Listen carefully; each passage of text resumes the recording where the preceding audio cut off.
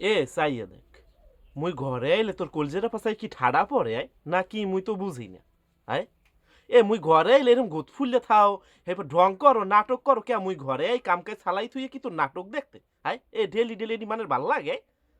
এ তোর কি হয়েছে? তুই একটু মোরে মন খুললে কদি তোর আসলে হইছে এটা কি?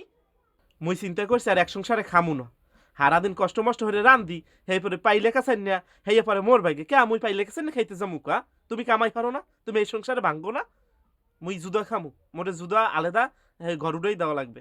আপনার কাহিনীটা এই জায়গায় আগে কইবেন না?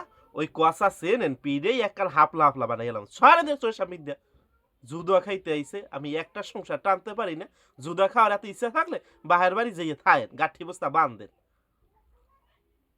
আরে গোলাম, গোলামের কথা বতা হারা দেশের মাগিরা ভেড়া গো চালায়, আর মুই তোর লাগে কথা কইও পারি না। তাই একদিন বুঝবি, যেদিন টাক খাবি না সেই দিন বুঝবি। আর কিছু কইলাম না।